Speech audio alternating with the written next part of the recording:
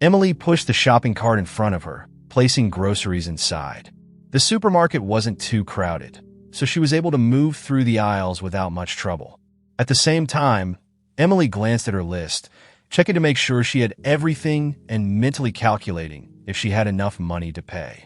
After totaling everything up, without a second thought, she headed to the cashier, confident that it would be enough, especially since she had only picked up a little bit of everything, with no extravagances.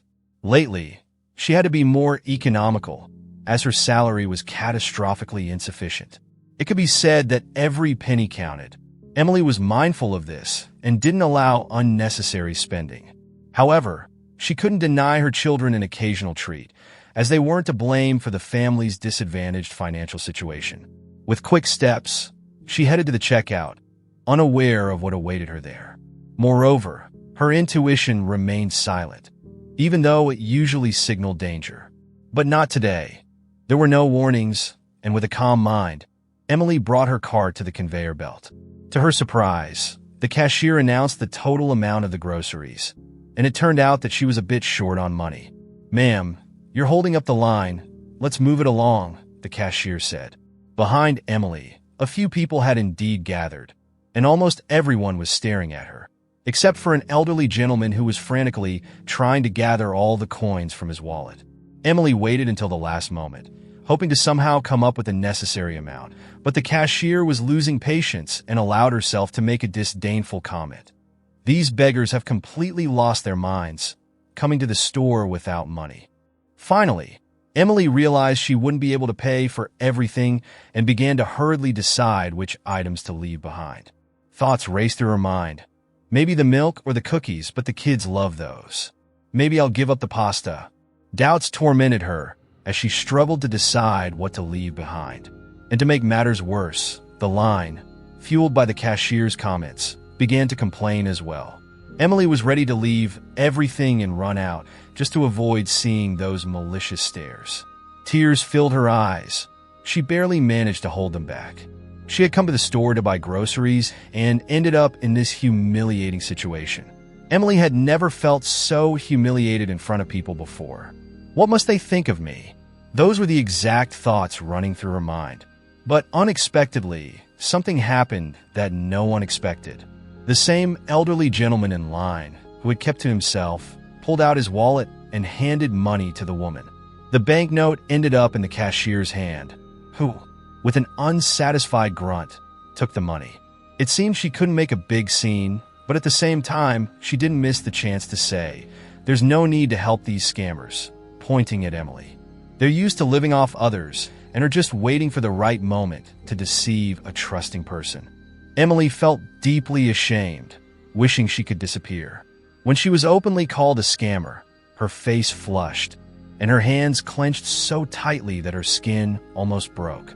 If it weren't for the onlookers and the surveillance camera, Emily would have definitely expressed everything she thought about the cashier. Quickly packing the groceries into bags, she thanked the man and headed for the exit. However, before reaching the door, she turned and said, "I will pay it all back. You can be sure of that."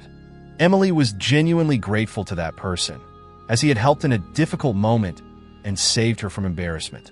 It's unknown how everything would have ended if the stranger hadn't paid the money, interrupting the flow of the cashier's offensive words, especially considering she intended to continue humiliating Emily. Interestingly, no one in line, besides the man who saved her, even lifted a finger to reprimand the insensitive cashier. Bent under the weight of the grocery bags, tears continued to flow from her eyes, but she didn't notice them. Today had turned into a dark day, despite her mood being good just an hour or two ago. Emily had planned to cook oatmeal with milk for her children and offer them sugar cookies with tea. Her emotional state had turned gloomy. Meanwhile, after waiting for Emily to leave the store, the man who helped her approached the cashier and said confidently, "You should moderate your zeal, my dear. Who do you think you are to allow yourself such behavior?" "Who are you?" the cashier retorted. "I know you're new at this store and don't yet know that I'm the owner of the supermarket chain, and this store is mine as well. Remember that and behave more decently." In a rush, the cashier hurried, and upon seeing the store's owner, immediately flattered, "Oh, Mr. Johnson, You're here unexpectedly. We thought you were on a business trip. I had to return a check on my property, the owner replied angrily. When something like this happens, it is absolutely unacceptable. What happened, Mr. Johnson? The senior cashier asked with an innocent face. Your employee insulted customers. The owner pointed at her with his hand. And what's even more offensive, she didn't have enough money to pay for her groceries and was willing to leave some items behind. However, the cashier didn't want to wait or was in a hurry to go somewhere. I'm not sure. And started calling her indecent names in front of everyone. How dare you? I'm sorry, the cashier said, lowering her head and feeling guilty. I won't do it again, I promise. She was just holding up the line, and I had to speed her up. Be careful with what you do, or you'll be quickly fired, the cashier's boss threatened. Well, that's enough for now. Let's forgive her this time, Michael intervened, but make sure this doesn't happen again. I won't tolerate customers being humiliated in my stores and pass this message to the rest of the staff so I don't have to fire anyone abruptly. Yes, I understand, the cashier replied with an irritated look. I'll print the memo immediately and distribute it to all employees. Please, don't fire me. Leave that as a last resort. All right, but it's your responsibility, Michael warned, pointing his finger at the line. Surprised expressions immediately spread. It seemed the cashier had taken out her anger on an ordinary customer, which often happens in other stores. But the owner stood up for the customer. It was absurd. Of course, no one expected him to do that. You could say that Michael Johnson was a patron or simply a very kind person. Would you like some coffee? I just made some. The senior cashier offered the store owner kindly. No time. I have many things to resolve. Michael shook his head and left the supermarket. He caught up with Emily and offered to help with the bags. Let me help with the bags. They're heavy, and I don't mind carrying them. Oh, you don't need to. I can manage on my own, Emily responded with a heavy sigh, but still handed one of the bags to the man. I'm sorry I didn't introduce myself earlier. My name is Michael Johnson, he said. I'm Emily, she replied. Thank you again for your help. If it weren't for you, I would have been consumed by shame right there. Don't worry about it. It could happen to anyone, Michael replied. As Emily looked at him, she noticed his thin frame and pale complexion, but he was dressed respectably and didn't seem like an ordinary person. In fact, he seemed well off. Michael immediately noticed Emily's gaze and speculations and revealed his cards. I own a chain of supermarkets, and this is one of them. Are you serious? Emily asked, surprised. Yes, indeed. I periodically check how my employees are doing. I came here today, and it seems it was the right decision. Discreetly while undercover investigating your own properties. That's something interesting, Emily commented with amusement. There's nothing else to be done, Emily. You always need to keep your finger on the pulse, Mr. Johnson asserted with irritation in his voice. Otherwise, they'll notice the weakness and relax. I understand, the woman agreed. But rest assured, I will return every penny. Relax. I said there's no need to return anything. Michael remained firm. I don't care about that money. Emily felt she didn't need to fear this man, that she could trust him. After all, Michael was acting nobly, despite the difference in their social status. Without realizing it, Emily opened up to him and began telling him about her life. The store owner listened attentively and nodded sympathetically in response. It seemed they had found common ground and instantly became good friends. I grew up in a poor family. I've known the value of money since I was young, Emily began. We didn't have much wealth at home, so we had to save on everything. My mother worked as a meal carrier, and my father died in a work accident. Unfortunately, no one from the administration helped with his funeral. He dedicated many years to that factory, and in the end, they didn't even provide a wreath for his grave. Sorry for being so blunt, but it's my habit to speak my mind. At that moment, Michael sighed deeply and began to have hives. Emily thought he didn't look well. Are you all right? Should I call an ambulance? No, I'm fine. I'll endure and let it pass. Please continue. Well, my mother raised me. Alone. Emily nodded. She did everything she could to make sure we had the basics to eat. I won't deny that we didn't have much, and I don't regret having to live that way. It made me stronger. That's the most important thing. You don't have more difficulties and you didn't give up. Many people I know couldn't find their way in life, and just sank to the bottom of society. I got married young. That's how it happened. Emily continued her story. My husband was a good person, and everyone told me back then that I had hit the jackpot of happiness. But to me, it was important that we were compatible in character. Michael nodded in response, and then looked into the distance as if he had seen someone. Emily squinted, trying to see, but there was nothing there. The road ahead of them was empty, as if everyone had instantly disappeared. Michael shook his head as if trying to rid himself of an invisible web. Michael looked at Emily and said with a smile, "I've been listening to you and haven't even noticed the silence that had fallen." "Yes, I got lost in my thoughts too." Emily nodded, mentioning her marriage to John. "We had 4 children. We were the happiest parents in the world." Michael asked cautiously, "Why are you speaking in the past tense?" Emily lowered her head and whispered, "My husband passed away." "I'm sorry." Michael recoiled involuntarily, as he thought Emily would continue telling how they raised their children and cherished every day together. But it turned out that this woman, seemingly delicate, had gone through many sorrows in her life, and the incident at the store had only shaken her further.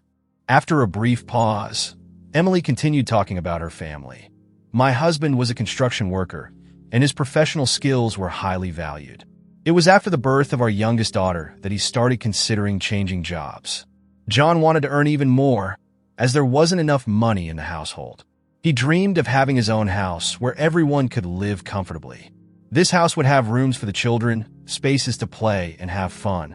With this thought in mind, John decided to work abroad.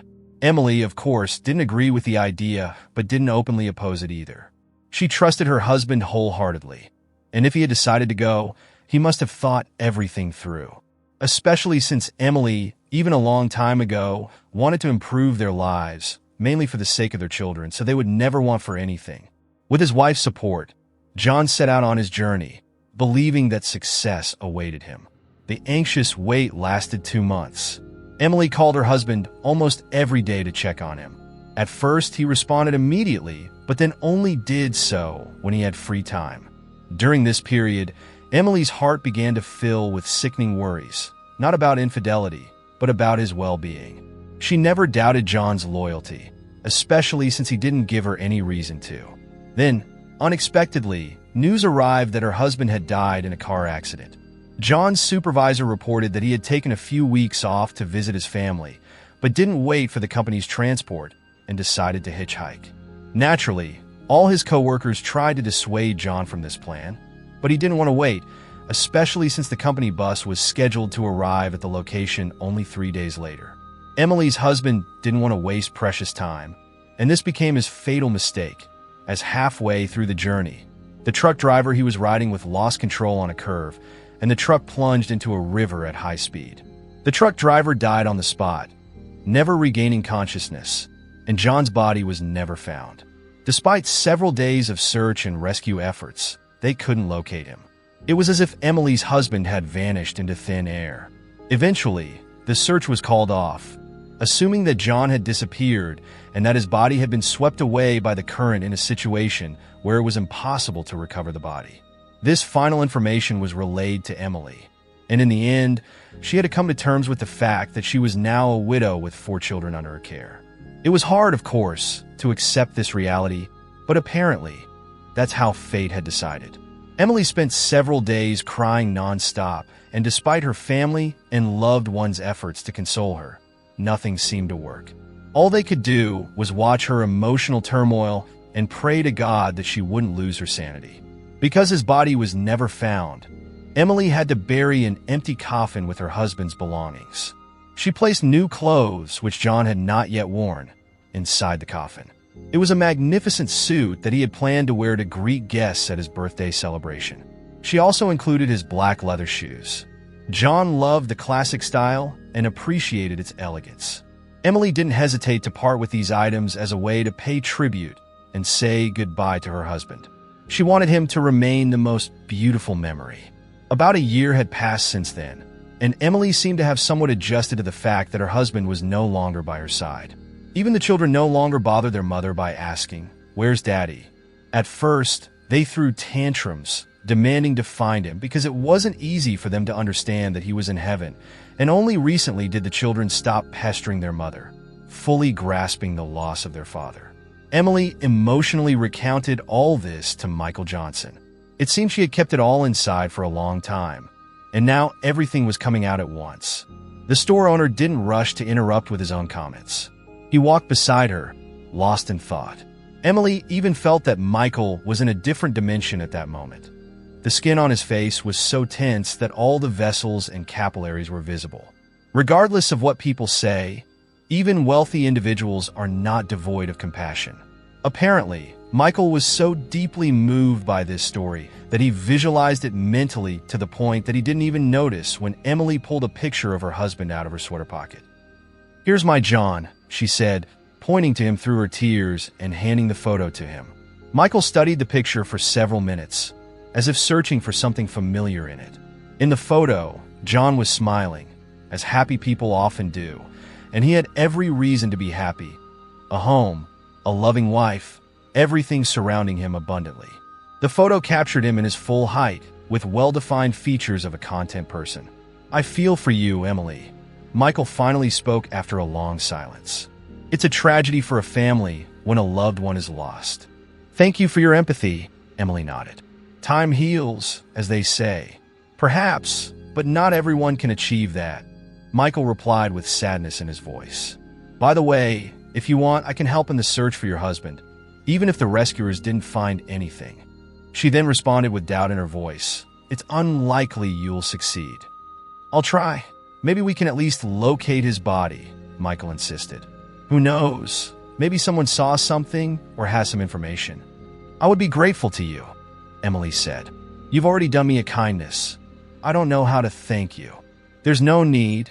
I really want to help," Michael replied, winking his left eye. However, Emily immediately noticed that he reacted irritably to her words about time healing, and, cutting to the chase, she decided to ask, "Has your family also experienced some sorrow?" "Well, how can I say?" Michael began, but Emily interrupted him for a moment. "Here we are. This is where I live." She pointed to an old 4-story building. "Let's sit on the bench, and you can tell me everything, well, if you're not in a hurry." Michael nodded. "I've also had a difficult life, so I understand you better than anyone. My only and beloved son, David, died while on a mission in one of the hot spots. For obvious reasons, I can't reveal exactly where, as it was military classified. I had so many dreams of having grandchildren. That's why I cherish my son," Michael continued.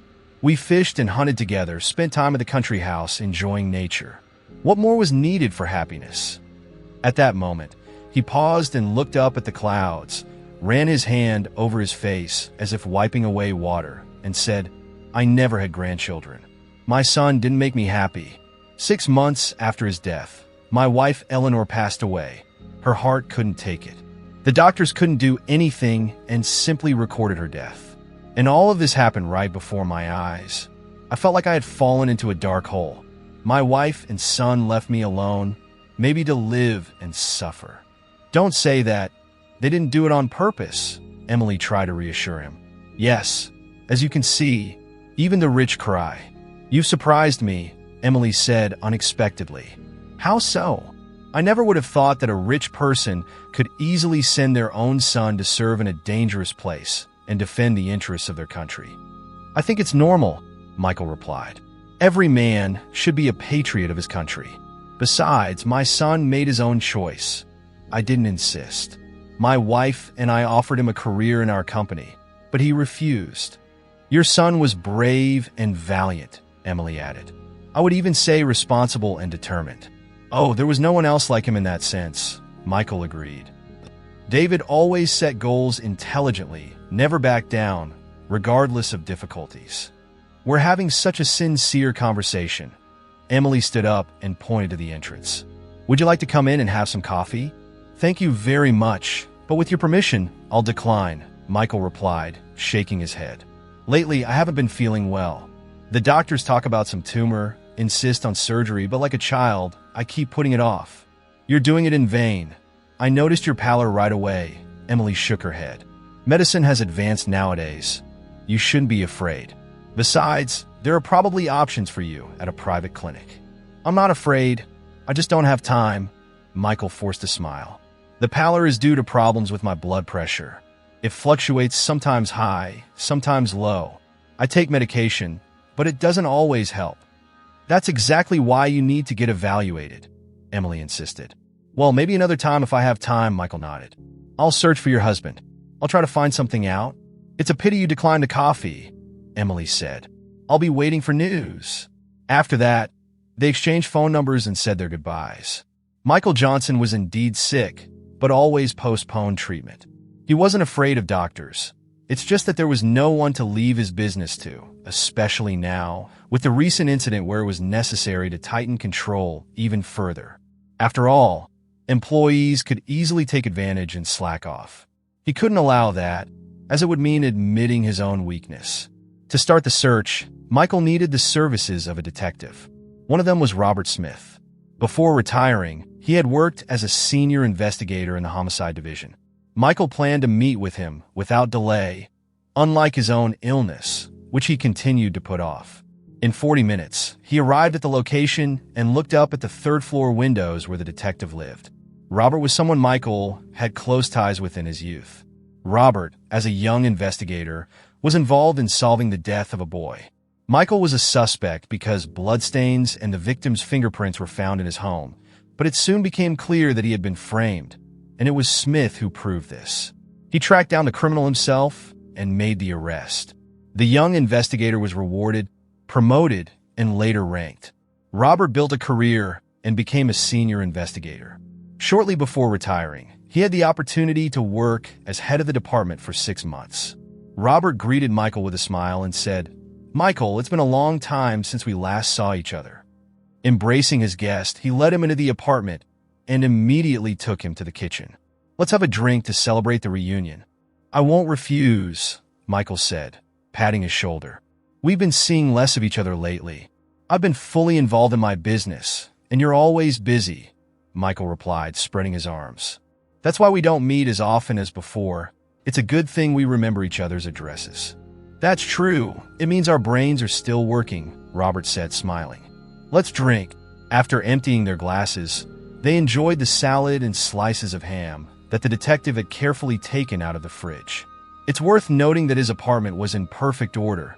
Every object and item had its designated place. Even during his time as an investigator, Robert had developed an iron discipline, which he continued to maintain. Despite his wealth, which could allow him to have a helper, he preferred to take care of everything himself. "You know, Robert, I didn't come to you without a reason," Michael Johnson said, pushing the salad plate away from him. "I'd already guessed that. With a reserved person like you, sometimes I have to extract every word. And after your son's death, you closed off even more. You should know it's a sensitive topic for me." Michael responded with frustration in his voice. "Sorry, I veered off in the wrong direction," Robert said, waving his hands. "What happened to you? Tell me." "I need your help as a detective," Michael responded. "I know you gained more experience in this field than in the police." "Oh, really? So, Investigator Smith isn't fashionable these days?" Robert joked. "Why would that be? Your skills have always been highly valued. But this time, I need a detective. Believe me, I came to you with a good offer, one that will be hard to refuse." "Well, all right, I'm listening attentively. Continue, preferably with specific details." "Today, I met a good woman named Emily. We started talking, and she told me the story of her husband's death. He was on his way home hitchhiking when the driver of a trailer lost control. The car fell into the river. The truck driver died, but they couldn't find John's body. That's what Emily's husband's name was. Michael, you found a life companion and want to get rid of the competition?" Robert joked again. "I appreciate your sense of humor, but Eleanor is still in my heart," Michael responded, with reproach in his voice. "Sorry, it was a failed joke. Continue." "So, she buried an empty coffin with her husband's belongings," Michael continued. "But I have doubts that he's really dead." "Why do you think that?" the detective asked. "If the car fell into the river, there's a high probability that he simply drowned. The current carried his body away, and wild animals may have eaten him," the detective said. "I thought of that too," Michael agreed. "However, I'm asking you to take on this case." "What do you say?" Can you find him, at least his body, so Emily can give him a proper burial? I can't guarantee anything, Robert shrugged, but I'll do everything I can. Don't be offended if there isn't a positive outcome. Of course, I understand all that, Michael responded. It's a challenging case, traveling far. There's no guarantee of finding anything. By the way, where did the accident happen?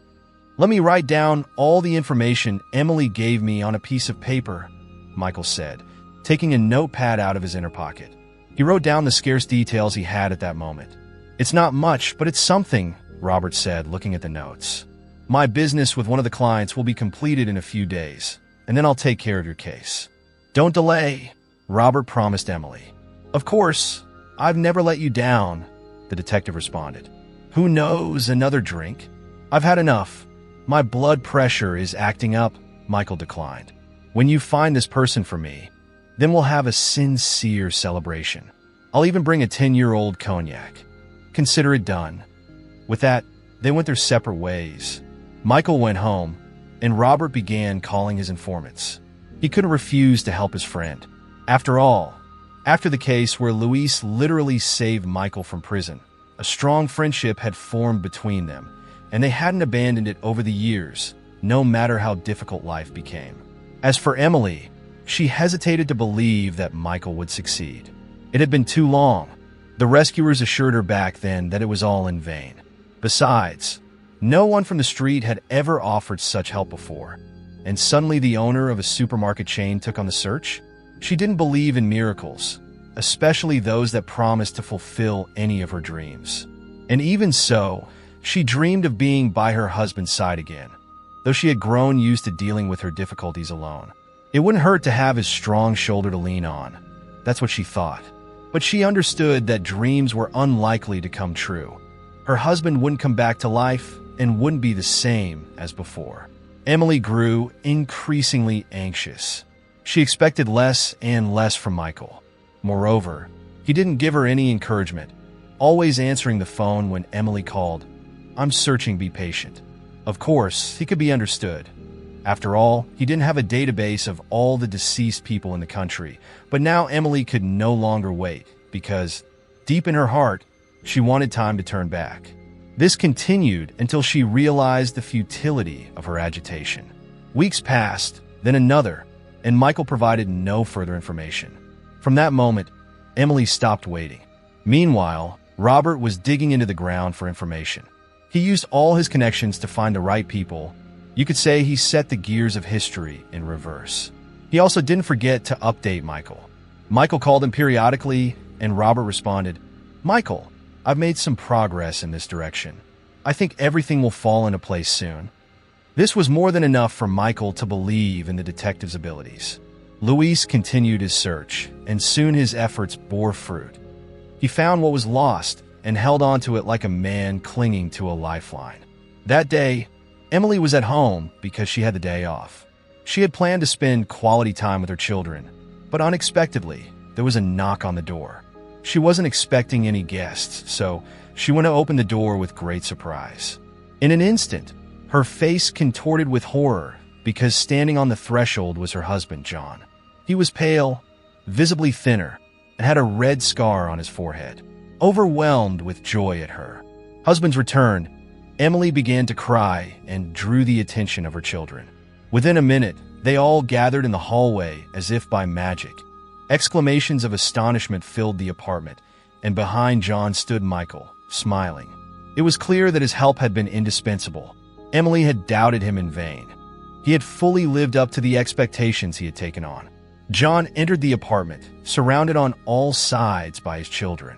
For an hour, they didn't give him any rest, hugging him and crying, but Emily was more overwhelmed. She couldn't believe her eyes that her husband was alive. She pinched herself twice, thinking she was dreaming, but everything was happening for real. John even tried to talk to her about something. However, it didn't go very well for him, probably due to stress and emotion. Finally, Michael took charge of the situation and declared firmly, I think it's time to clarify some things. What do you think, John? Yes, it's time. Too much time has passed, he agreed. John began his story by thanking everyone who had saved him and participated in the search.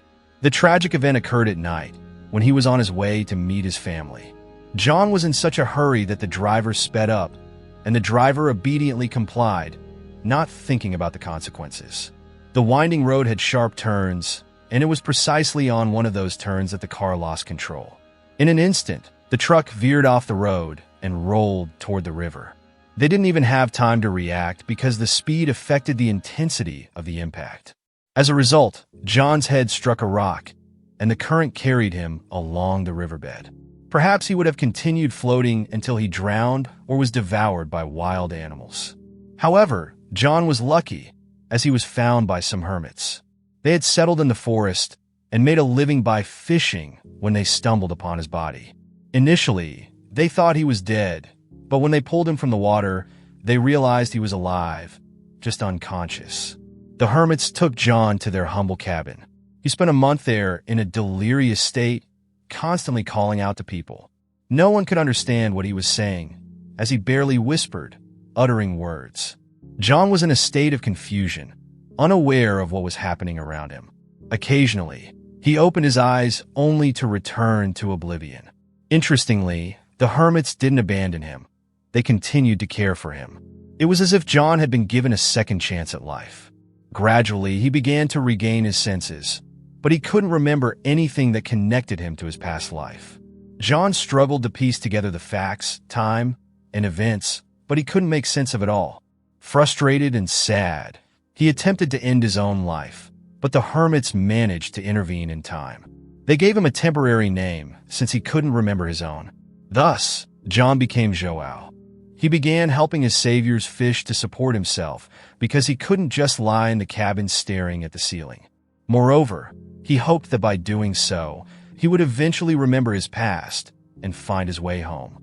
John understood that this place wasn't where he was meant to be. Time passed, but clear thoughts about his past didn't come to him. So, John decided to turn to the police. However, he didn't have any identification documents with him, as most of them had been lost during the accident, making it impossible to prove his identity. Nevertheless, John took a risk and tried to explain his situation to the police. They listened to him, but didn't pay attention, as they dealt with troublesome people all day, people who really didn't need to be there, and John was no exception. Without receiving help from the authorities, he returned to the cabin with a heavy heart. John even considered leaving, going wherever his eyes could take him, but the hermits brought him back to reason and prevented him from making rash decisions. He stayed. However, help soon came from an unexpected source. John couldn't believe his luck when strange people approached him and presented facts from his past life. He listened for an entire hour to what he had long wanted to remember. Then the detective intervened and explained the purpose of his visit. Robert carefully prepared John for the rehabilitation process, as it was necessary to restore his memory and bring him back to a stable condition. Upon learning of the search results, Michael was the first to visit him at the clinic. "How are you feeling?" "Better, but still a bit nauseous," John replied. "That happens, it'll pass. The most important thing is to regain your strength," reassured Michael Johnson. "Are you sure this will help?" John looked around the room. Of course, the best doctors in the region work here at the clinic. John received assistance in dealing with the negative effects of amnesia. He slowly remembered a significant portion of the events from his past life and was delighted to discover that he had a wife and 4 children. John even shed tears when Michael Johnson visited him again. "Do you understand how lucky you are to have a family?" Michael said. "Yes, that's absolutely true. They're eager to see me." John responded with a weak smile as Michael patted his shoulder. "I can't wait for the therapy to end so I can go home and be loved a little more," John continued. "Have a little more patience," Michael assured him. "You'll recover fully, and then you can go home." After some time, John was finally discharged from the hospital. He was beaming with joy and practically ran out of the medical facility. Michael took him to his house to finalize the preparations. First and foremost, John was dressed in new clothes, as he needed to appear a bit more presentable before returning home. And so, he found himself at the door of his apartment. Though he was a bit pale and thinner, the joy of being back was evident on his face. Upon hearing her husband's story, Emily broke down in bitter tears. "I had already buried you," she confessed. "Forgive me, my love. I'm so ashamed. Don't blame yourself. You didn't know anything," John tried to console her. "We should thank Mr. Johnson for organizing the search for me. We're so grateful to you." Emily turned to Michael. "We'll be grateful to you for the rest of our lives." "Stop it. There are no debts necessary," Michael scolded. "It's enough that you allow me to help your family." "It's divine providence," Emily pleaded. "I never imagined there were such kind people in the world." From that day on, Michael Johnson became a constant presence in Emily and John's family's lives. He decided not to abandon people who had gone through so many trials and tribulations. After John fully recovered, Michael arranged for him to work as a distributor. John was responsible for supplying various products to the stores, and he enjoyed his job as he finally reintegrated into society. At the same time, without realizing it, Michael became like a beloved grandfather to Emily and John's children. He visited them so frequently that they considered him part of the family, especially the youngest daughter, who lit up when Michael appeared at their home. However, one day, Michael fell seriously ill and was urgently admitted to the hospital. Initially, he refused, but the doctors insisted, reminding him of the tumor that had supposedly been detected during an examination. With no other options, Michael agreed, especially since he had been feeling worse lately. Emily was deeply worried and visited him almost every day. John also visited, trying to reassure him, saying that everything would be fine, or at least that's what he wanted to believe. Michael remained hopeful, especially because he had people who truly loved him by his side. However, after a few days, his condition worsened, and the doctors decided that a blood transfusion was necessary. However, it was discovered that Michael had a rare blood type, and none of his relatives were compatible. The situation was critical as time was running out. Possibly, only minutes remained. The news of the need for compatible blood spread quickly, and that's when an unexpected surprise arose. John had the necessary blood type. The clinic where John was undergoing his rehabilitation therapy notified Michael about John's compatibility. Michael was perplexed, but gave his approval for the procedure. The doctor informed him that their blood types were similar in genotype, which was a rare coincidence. Michael couldn't believe that such a thing was possible, but accepted the situation as a sign of hope. After the transfusion, Michael insisted on DNA tests being done. All the samples were sent to the lab for analysis, and they anxiously awaited the results. Meanwhile, Michael began to recover, and he quickly informed Emily and John about the developments. On the same day, they rushed to the clinic to check on him personally and congratulate him. "As you can see, medicine really does work miracles," Michael praised. "I told you they would help you." Emily nodded with joy. "And most importantly, a big thank you," John continued. "If it weren't for you, I probably wouldn't be talking to you now." "Oh, stop it. I just gave you my blood for the transfusion," John deflected. "And that's what helped," Michael Johnson responded, raising his index finger. At the same time, he still hadn't informed John about the DNA test he had requested. He couldn't reveal this information prematurely, without confirming its accuracy, so he remained calm. Thanks to the doctor's efforts, Michael Johnson felt better with each passing day. He no longer felt fatigued, and the headaches that used to torment him had disappeared. Finally, the DNA test results arrived, and Michael was extremely surprised to discover that John was his biological son. It was shocking to him. David was the only person he considered his true family, and he had invested his heart and soul into him. To dispel his doubts, Michael once again turned to Robert, who conducted a new investigation. The facts he managed to uncover were simply shocking. Michael had just been released from the hospital and returned home to see Emily and John, who were already waiting for him, having prepared a lavish meal and summoned the children. After taking a look at them, Michael asked them to follow him to the living room, where he had a very serious conversation to have with them. "Haven't they cured you completely?" Emily asked anxiously. "No, everything's fine." Michael shook his head. "They did a great job, even better than expected. But I came to share some different information." "We're listening attentively," John said. "How can I put this correctly?" Michael hesitated. "It seems that you, John, are my son." John fell off his chair upon hearing this. He immediately began to sweat, and his face turned pale. Emily's eyes widened in disbelief, as she never expected such news. I can't believe it. But how is this possible? John asked, surprised as he recovered from the shock. I couldn't believe it at first either. But then I read everything and convinced myself that it's true, Michael replied, handing John the document with the DNA test results. John read it carefully, ran his hand through his hair, and said, "Well, this is truly shocking news," he pronounced after the moment of confusion. "I'm sorry, but I had to do the DNA test," Michael continued. "It turns out that after they found the donor in you, they informed me that our blood types were similar. I didn't believe it, and that's when the doctors provided evidence. After the procedure was completed, I contacted the lab. However, I still don't understand how this could have happened," Emily interrupted. "We'll find out soon," Michael replied.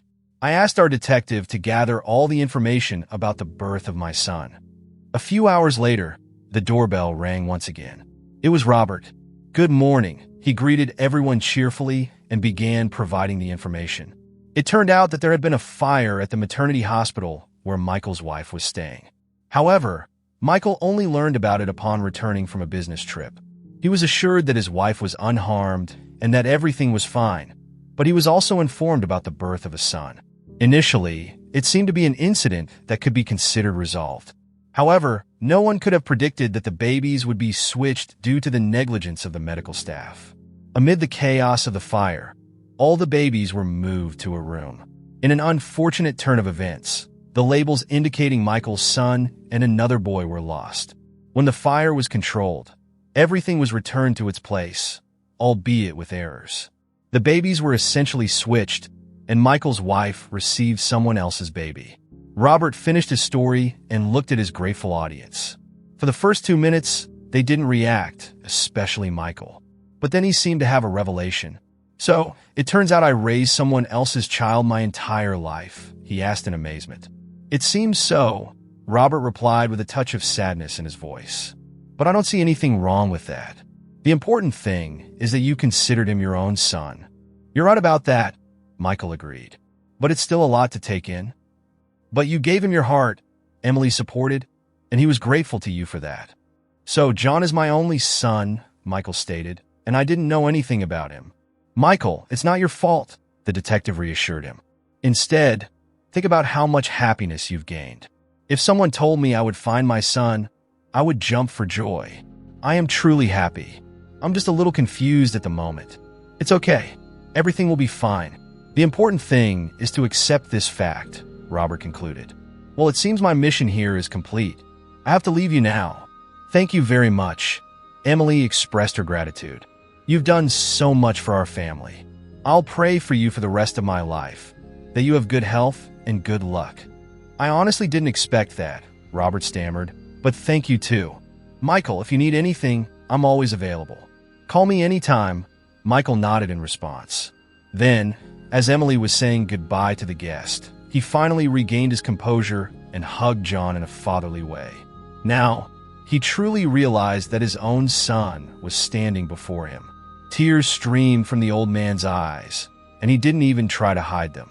John was also moved, as he had recently witnessed significant events in his life for the second time. Emily invited everyone to celebrate this important occasion.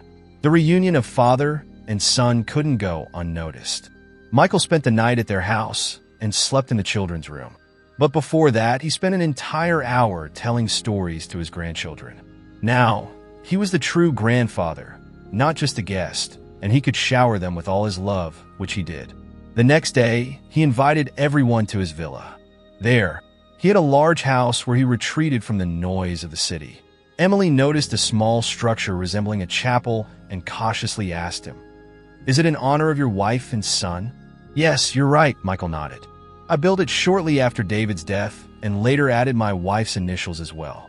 They're buried together in the cemetery. This is our family chapel. I come here to find solace and talk to them." "I understand. I won't bother you." Emily left him alone and asked the children not to disturb Grandpa for a while. Meanwhile, observing his father standing by the chapel, John also approached. He took off his hat and made the sign of the cross silently. For a few minutes, each was lost in their own thoughts. Wiping his face and turning to his son, Michael said, "I hope I don't lose you again." "That won't happen, Dad," John replied, hugging his father tightly.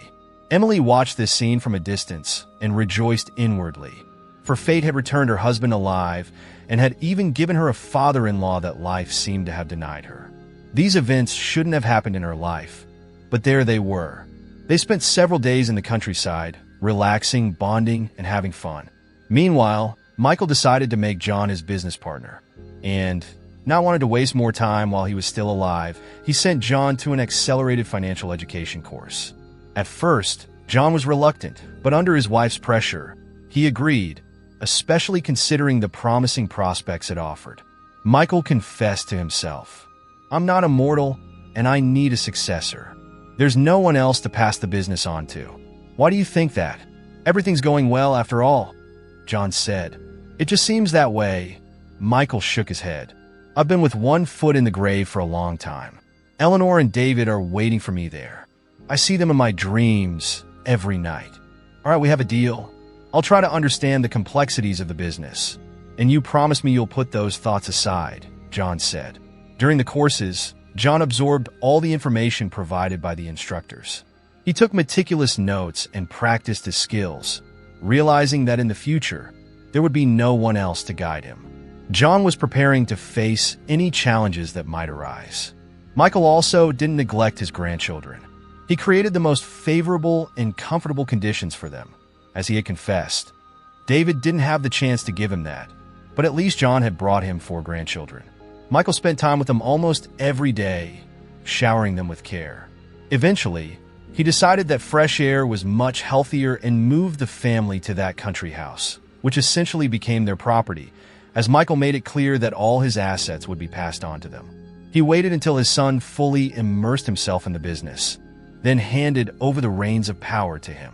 All these years, Michael had spun like a hamster in a wheel. It was time to make way for the younger generation and let them show what they were capable of. John proudly accepted this gift and promised that the stores would thrive under his leadership. He had already taken the first steps. However, there were still many challenges ahead. The supermarket chain had gained a prominent position in the city, and its reputation spread throughout the region and even on a federal level. This naturally led to an influx of investments, and the entire Johnson family was in the spotlight. After some time, John sincerely confessed to his wife, "I never thought that regaining my memory would lead to so many consequences. I didn't expect our lives to change so drastically either," Emily replied. Having handed over the business to his son, Michael Johnson devoted himself entirely to his grandchildren. He moved to the country house and spent all his free time with them, and they were delighted with their grandfather's company because he loved telling fantastic stories about life.